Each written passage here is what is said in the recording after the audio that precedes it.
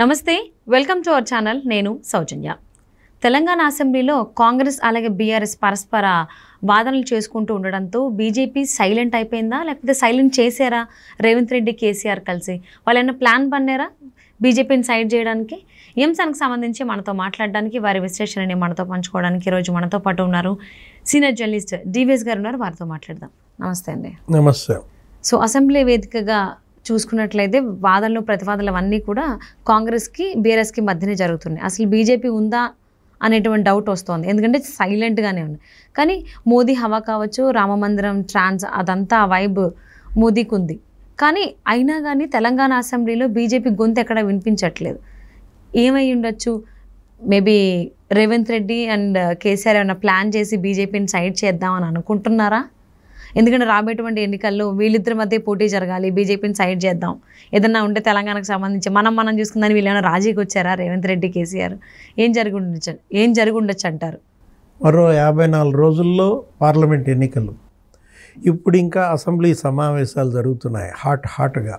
అవును. ఈ అసెంబ్లీలో కూడా కృష్ణా జలాల వివాదం, ప్రాజెక్టులు నువ్వు కేంద్రానికి ఇచ్చావంటే నువ్వు కేంద్రానికి ఇచ్చావని, నువ్వు దొంగ అంటే నువ్వు దొంగని కేసీఆర్, రేవంత్ రెడ్డి, బీఆర్ఎస్, కాంగ్రెస్ ఫైట్ నడుస్తుంది.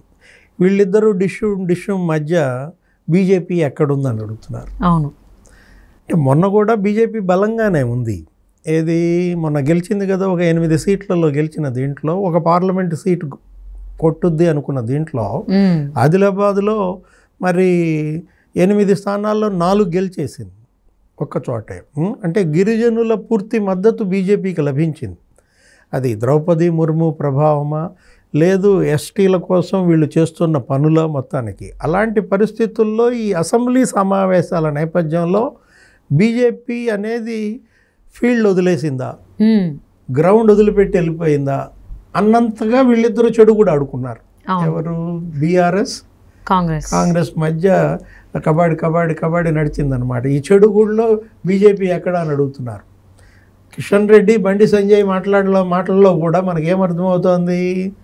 కేసీఆర్ ట్రాప్లో రేవంత్ పడుతున్నాడు అంటాడు బండి సంజయ్. రేవంత్కి ఎప్పుడైనా ప్రమాదం కేసీఆర్ నుంచే ఉంది అంటున్నాడు. అంటే కేసీఆర్ని బూచిగా చూపిస్తున్నాడు బండి సంజయ్. నువ్వు ఇప్పుడు ఇష్యూ ఏంటి? అసలు వీళ్ళిద్దరూ కలిసి ప్లాన్ వేసి బీజేపీని సైడ్ చేశారా? ఏది? రేవంత్ను బీఆర్ఎస్ కలిసి అలాంటి పరిస్థితి లేదు. అదే కనుక జరిగినట్టయితే నువ్వు అన్నట్టు మోడీ సైలెంట్గా ఉండడు. అదే ఆయన అంటే ఆయన ఉనికి ఒక మంచి వైబ్లో ఉన్నారు ఆయన. సో ఆయన ట్రాన్స్ కావచ్చు, లేకపోతే ఆయన ఫార్ములా కావచ్చు, ఆయన వాడేటువంటి ఫార్ములాల వల్ల రామమందిరం కట్టడం కావచ్చు. సో ఇంత ఇదిగా ఉన్నప్పుడు ఆయన అంత సైలెంట్ ఉంటారా? మోదీ అంత సైలెంట్గా సరే మీరు చేసుకోండి నేను ఇంత గమ్మునే ఉంటాను కాదు కదా. ఎందుకంటే టైం కూడా లేదు రాజ్యసభ ఎన్నికలకు సంబంధించి, చాలా తక్కువ ఉంది. ఆయన ఏం చేసేటువంటి ప్లాన్లో ఉండొచ్చు మోదీ? ఇంత సైలెంట్గా అయితే ఉంటారు.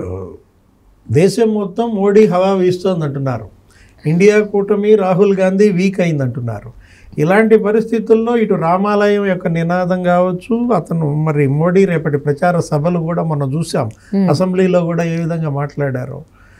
బీజేపీ సైడ్ అయితే ప్రమాదం బీఆర్ఎస్కి, బీజేపీ వీక్ అయితే బీఆర్ఎస్ కూడా వీక్ అవుతుంది. కాంగ్రెస్ స్వీప్ చేసి పారేస్తుంది. రేవంత్ రెడ్డి ఏం చేస్తాడు? తుడిచిపెట్టేస్తాడు.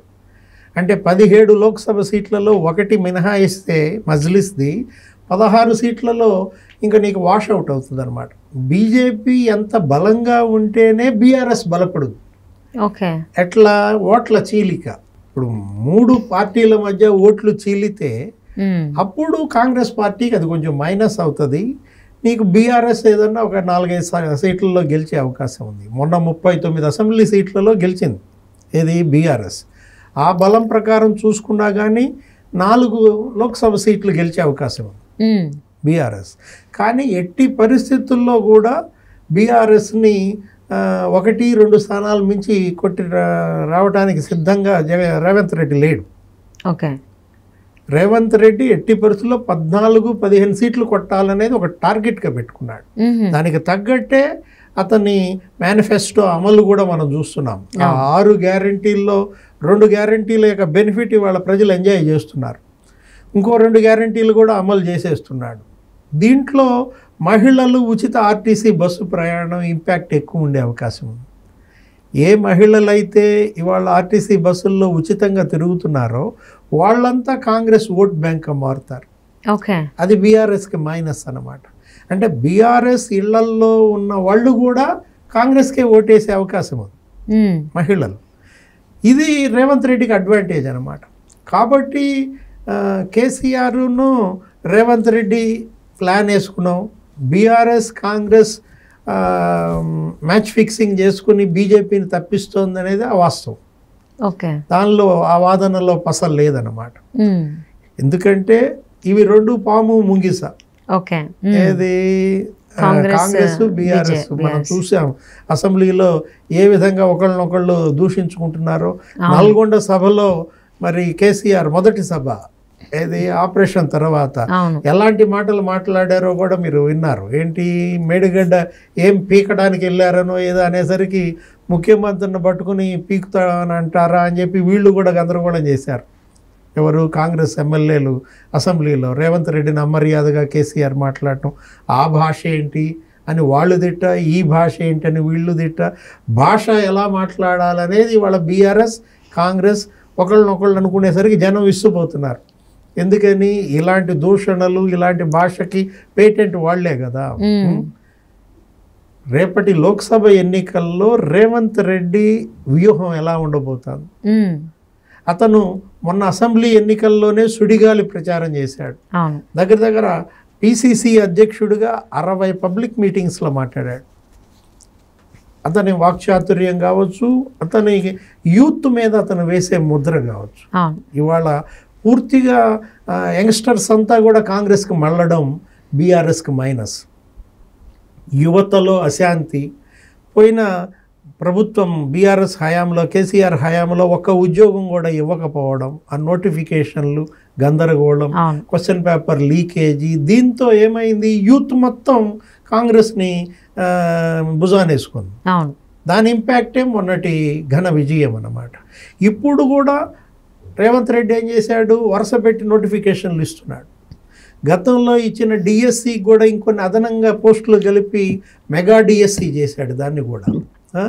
ఇలా పాత నోటిఫికేషన్లన్నీ రివైవ్ చేసి ఇంకా పోస్టులు పెంచి నోటిఫికేషన్లు ఇస్తూ గతంలో ఉద్యోగాలు పొందిన వాళ్ళకు కూడా నియామక పత్రాలు ఇచ్చేస్తున్నాడు.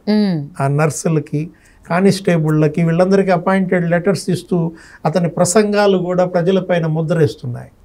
వీటన్నిటిని తట్టుకుని మళ్ళా కేసీఆర్ పూర్తిగా ఆరోగ్యం పుంజుకుని తెలంగాణ వ్యాప్తంగా ఆయన ప్రచార సభల్లో మరి ఏ విధంగా ఆయన మొన్న నల్గొండ సభలాగా మాట్లాడగలడు అనేది సందేహం. హరీష్ రావు, కేటీఆర్, కేసీఆర్ ముగ్గురు కూడా ఇవాళ 3 ప్రాంతాల్లో మకాం వేసి బీఆర్ఎస్ని గనక తెలంగాణలో ఒక గౌరవప్రదమైనటువంటి స్కోర్ చేయకపోతే, 5-6 ఎంపీ సీట్లన్నా రాకపోతే ఇంకా నీకు బీఆర్ఎస్ మనుగడ చాలా కష్టం. బీఆర్ఎస్ని బీజేపీ మింగేయడం ఖాయం అన్నమాట. సో త్వరలో అంటే రాబోయేటువంటి రాజ్యసభ ఎన్నికల్లో కనుక మంచి మెజారిటీ రాకపోతే బీఆర్ఎస్ అది కూడా కనుమరుగైపోయి బీజేపీలో విలీనం అయిపోవాల్సిందే. అంతే కదా. సో అంటే మోదీ అనుకున్నటువంటి టార్గెట్ రీచ్ అవుతారు ఆ విషయంలో. ప్రాంతీయ పార్టీలు ప్రతిపక్షంలో మనగలగడం అనేది దుర్లభం.